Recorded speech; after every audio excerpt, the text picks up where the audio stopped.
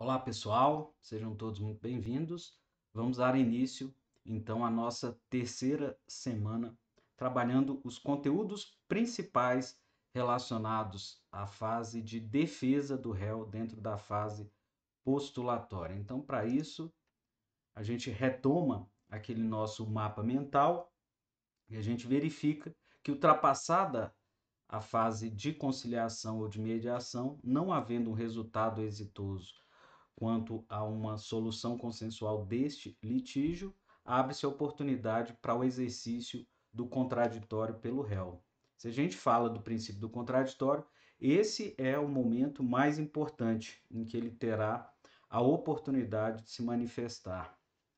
Pensando na perspectiva da marcha processual, um tema importante é sobre a contagem, a fluência desse prazo para a contestação. Então, o código ele estabelece que esse prazo ele é de 15 dias úteis e, em regra, ele vai ser contado dessa audiência de conciliação ou de mediação, exceto quando o juiz entendeu pela designação da audiência de conciliação, mas o autor, na petição inicial, já tenha se manifestado quanto ao desinteresse e o réu, até 10 dias antes da audiência, ele também venha a se manifestar nesse mesmo sentido. Da data do protocolo da petição do réu, a gente inicia a contagem desse prazo.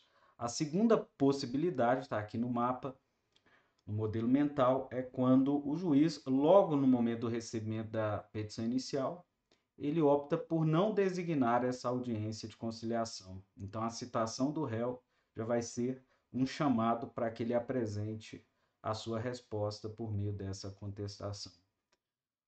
A gente, segundo o CPC, a gente vai encontrar textualmente lá a previsão de que três instituições terão um tratamento diferenciado no momento da apresentação dessa contestação, que é a prerrogativa de intimação pessoal e o prazo em dobro. Então é aquele trio: Advocacia Pública, Ministério Público e a Defensoria Pública, e aí se estende, por óbvio, a curadoria especial, porque é um munus também atribuído à curadoria, à Defensoria Pública. Então, eles terão prazo em dobro e essa contagem só se iniciará a partir da intimação pessoal, que pode ser feita por carga, e aí a gente vai ser remetido à ideia de carga ao processo físico, que não é uma realidade mas nossa. A carga significa o defensor ir lá ou algum estagiário ou alguém por ele que tenha recebido essa delegação e fazer a retirada do processo no balcão da secretaria da vara. Remessa é quando a própria secretaria toma a iniciativa de levar, mas isso não integra mais o nosso contexto. Hoje a gente tem essa intimação feita por via eletrônica. Uma questão que chama a atenção é a superação de um debate, inclusive com jurisprudência, com o entendimento do STJ ainda não estava unânime, mas agora a gente ultrapassa isso por disposição do Código, que é sobre o prazo em dobro para os escritórios de prática jurídica das faculdades de Direito. Então, o parágrafo 3º do artigo 186 do CPC, ele põe fim a esse debate. É que o disposto no caput aplica-se, que é esse prazo em dobro, aos escritórios de prática jurídica das faculdades de Direito reconhecidas na forma da lei e às entidades que prestam assistência jurídica gratuita em razão de convênios firmados com a Defensoria Pública. Então, o código faz essa equiparação e encerra o debate sobre essa prerrogativa. O que eu quero chamar a atenção aqui no nosso dia a dia, a gente tem vários núcleos de prática jurídica de faculdades que trabalham conosco, é que embora eles tenham a prerrogativa do prazo em dobro, eles não têm assegurado a prerrogativa da intimação pessoal. Então, alguns juízes até aplicam por uma questão de analogia, mas não há uma previsão no código que assegure a esses núcleos essa prerrogativa. Falando agora efetivamente da contestação. Primeiro e o principal princípio que deve entrar no nosso radar é o princípio da concentração ou da eventualidade que está aí estampado no artigo 336. Ele veio, gente, simplificar a ideia da defesa. No Código de 73, para quem trabalhou com ele, a gente vai recordar que lá havia exceções, defesas apresentadas por meio de exceção. A exceção de incompetência era mais recorrente para se arguir a incompetência relativa do juízo. A gente tinha as peças autônomas de impugnação, impugnação à gratuidade de justiça, impugnação ao valor da causa. O código ele vem e faz uma simplificação na perspectiva do princípio da concentração. Então ele traz para a peça da contestação a arguição de todas essas matérias de defesa. Então, o 336 exatamente revela isso. Olha lá, incumbe ao réu alegar na contestação toda a matéria de defesa, expondo as razões de fato e de direito com que impugna o pedido do autor, especificando as provas que pretende produzir. Óbvio que essa especificação não vai gerar uma preclusão, tendo em vista que somente no momento de saneamento e organização do processo, quando o juiz delimitar as questões de fato que ele reputa como controvertidas, que necessitam de ilação probatória, o juiz, a parte terá como se desincumbir da sua prova e muitas vezes, inclusive, ela vai especificar alguma prova que pretende produzir para se desincumbir do seu ônus, que eventualmente não figure nem na petição inicial e nem na contestação. A eventualidade, ela diz respeito ao esgotamento nessa fase do processo, considerando que o processo é uma marcha para a frente, o juiz não vai reabrir oportunidades da prática desse ato para que ali se esgote toda a matéria de defesa. Mas é óbvio que o código ele respeita e ele vai sempre preservar a possibilidade da eventualidade da arguição de alguma matéria após a contestação. E aí ele vem no 342 dizendo o que vai ser cabível ser alegado após a contestação. Então, primeiro, relativas a direito ou a fato superveniente. Por óbvio, não, a gente não poderia dizer que há a preclusão, houve o fenômeno da preclusão quanto à matéria de defesa, em relação àquilo que ainda não era possível a parte deduzir no momento em que ela apresentou a contestação. Então, se houve alguma alteração na legislação que gere algum reflexo sobre alguma questão daquela relação processual, por óbvio, a parte, ao ter ciência da vigência desse novo ato normativo, ela tem que ser a ela reservado a oportunidade de que ela faça uma alegação superveniente sobre essa questão.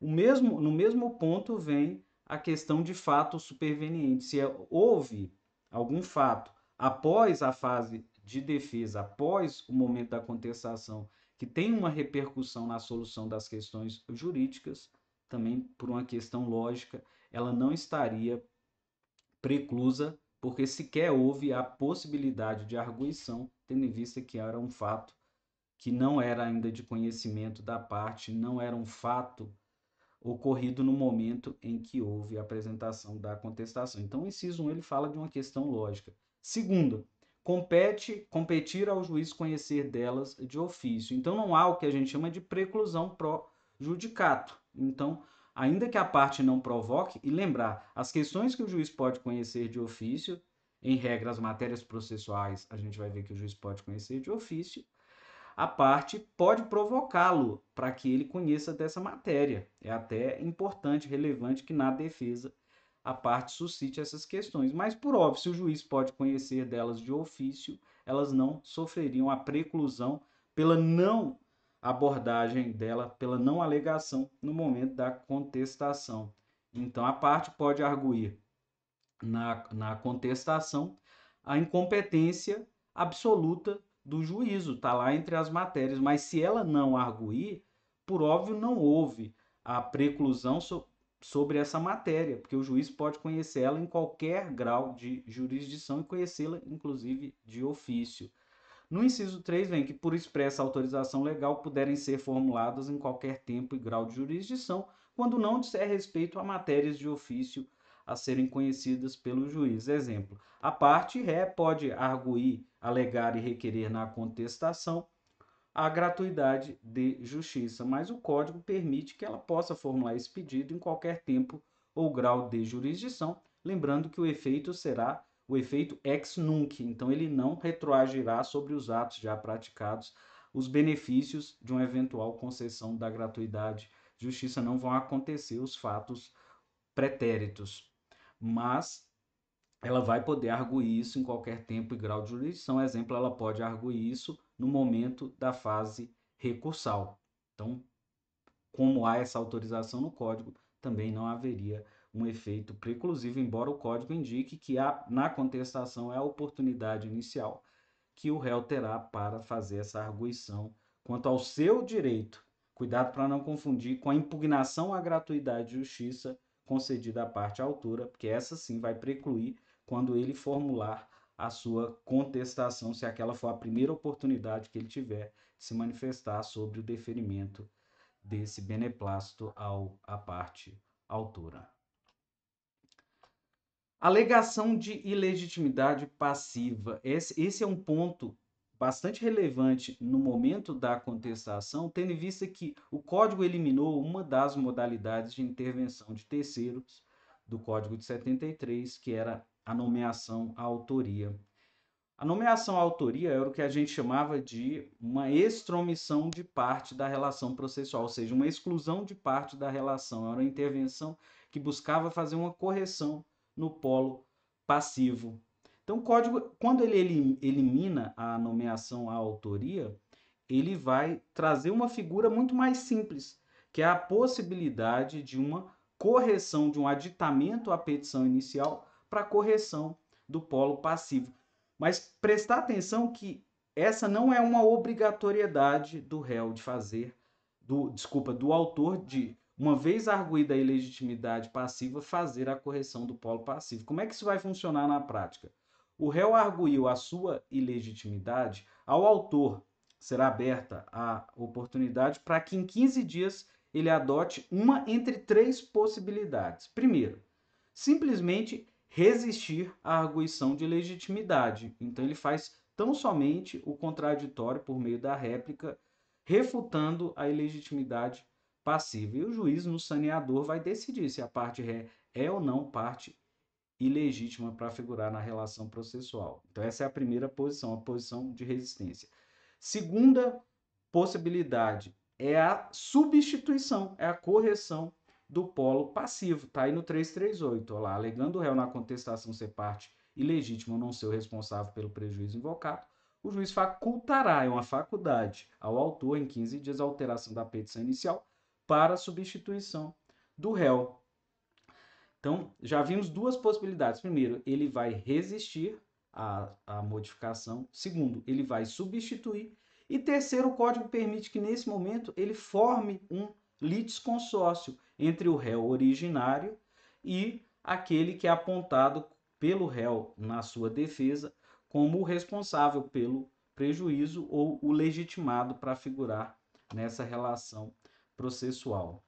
Se o autor escolhe a segunda entre as três opções, que é a de fazer a substituição do polo passivo, acolhendo a arguição da parte, no sentido de que ela não é legítima, como fica a questão da distribuição das despesas processuais? A gente vai aplicar a regra da causalidade, então prestar atenção no parágrafo único. Mas ele traz uma regra especial. Se a regra geral de arbitramento de honorários é que o percentual seja entre 10% e 20% da condenação do proveito econômico ou do valor da causa, e nesse caso a gente ainda não tem condenação e nem proveito econômico definido, então imperará sobre o valor da causa, o percentual não será de 10% a 20%, ele será de 3% a 5% do valor da causa, exceto se essa causa tiver valor irrisório, que ele vai fazer o arbitramento por equidade, arbitrando um valor que ele reputa como justo para a remuneração do advogado.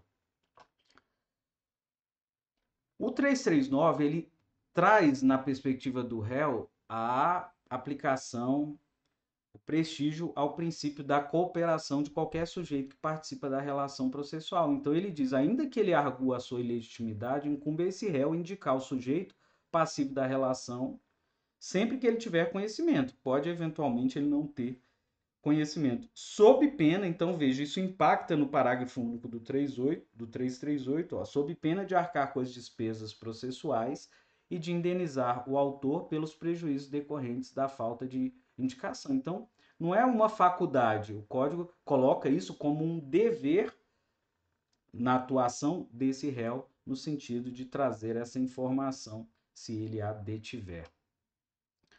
E parágrafo primeiro, ele traz essa sistematização entre as três opções, que eu já comentei com vocês, que o autor pode aceitar a indicação, ele vai proceder no prazo de 15 dias à alteração da petição inicial para a substituição do réu, mas o que eu queria comentar, na verdade, é o parágrafo segundo, que nesse mesmo prazo, o autor, ao invés de fazer a substituição, ele pode optar por alterar a petição para formar o litisconsórcio, olha lá, incluir como litisconsorte passivo o sujeito indicado pelo réu.